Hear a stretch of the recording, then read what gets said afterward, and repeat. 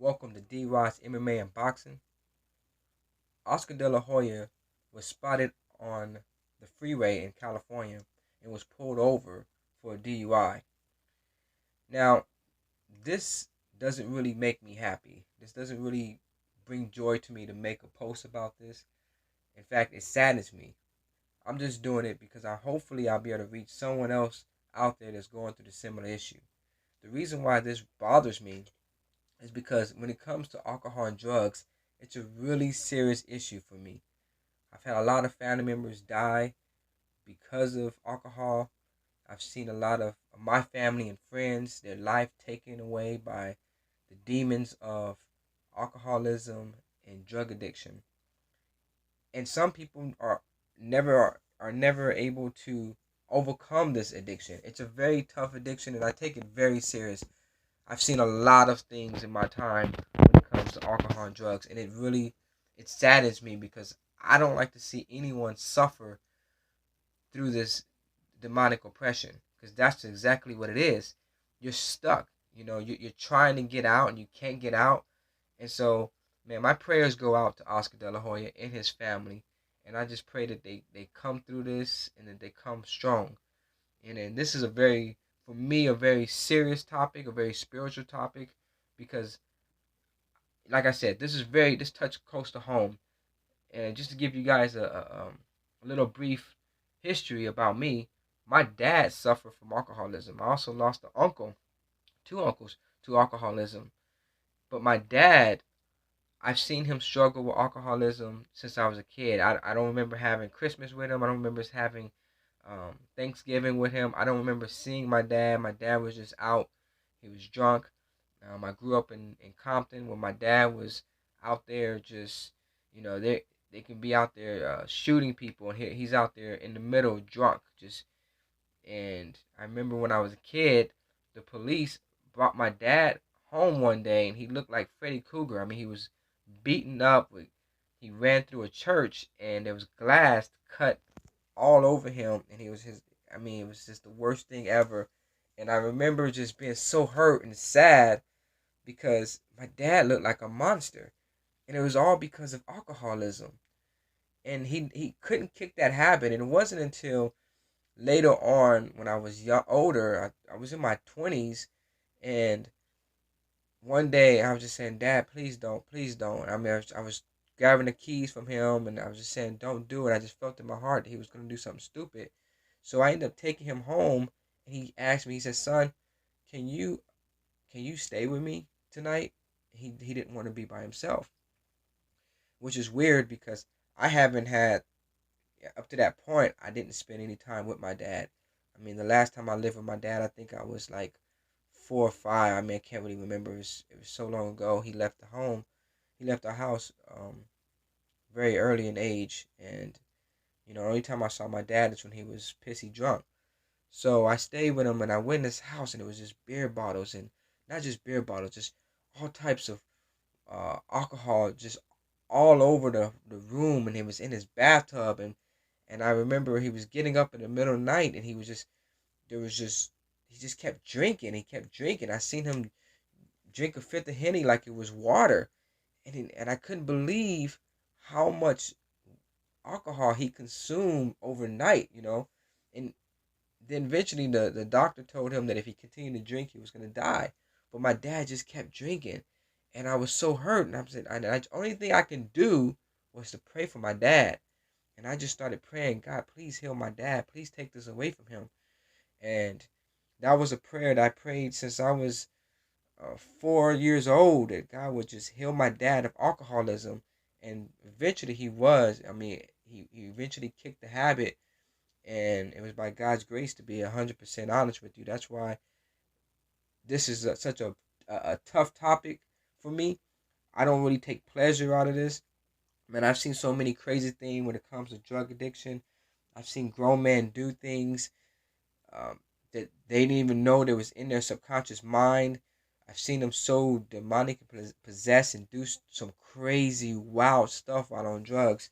And that's why it pains me. And when it comes to Oscar De La Hoya, I mean, this was my childhood idol. I grew up watching Oscar De La Hoya when I was a kid, and so he's actually one of the reasons. I'm not gonna say the reason, but one of the reasons that I got into watching boxing. I was a kid from L.A. Um, my stepdad who raised me, his name was Oscar, and for the most part, I connected with Oscar De La Hoya because he grew up on welfare. I grew up on welfare and on food stamps, and he grew up from East LA, and I'm like, man, this is this is what I'm talking about, man. This is something I connected with immediately because I got tired of living in the hood where people were shooting each other, and it was a war zone, and I got tired of living that way, and so I saw him as someone overcoming the hood and coming out of something negative, and that's why I cling to him, and I began to really watch his fights and study his fights, and he put on some exciting fights, and then he had Golden Boy promotion, and when it comes to being biased, I'm very biased to Oscar De La Hoya because I'm real connected to him. You know what I'm saying? So my prayers goes out to him and his family for nothing but 100% support, and that he will overcome this habit. And I mean, hopefully he's listening to this.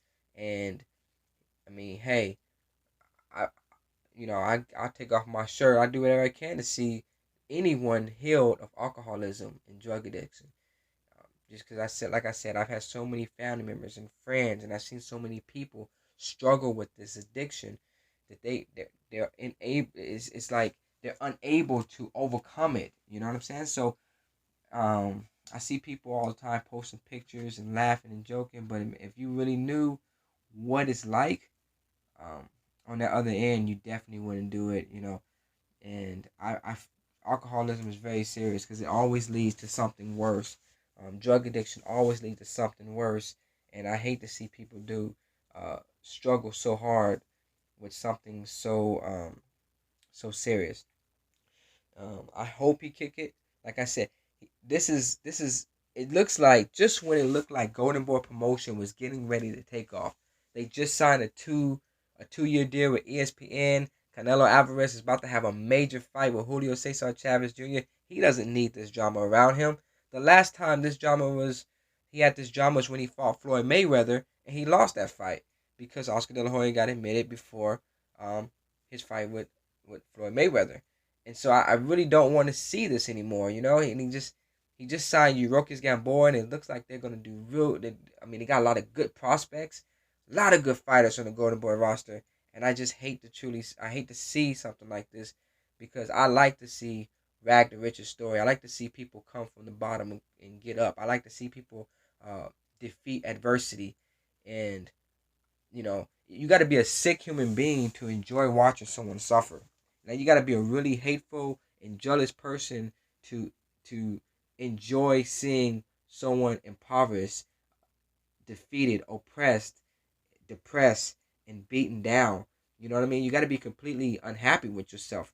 Man, I love myself. I'm very thankful for God and everything God has done for me in my life. And for the most part, I just wish nothing but the bless on everybody. Like, I just want to see everybody blessed. And so it hurts me when I see people hurting out there in the streets. And so, like I said, it's very weird when I see people glorifying other people's suffering.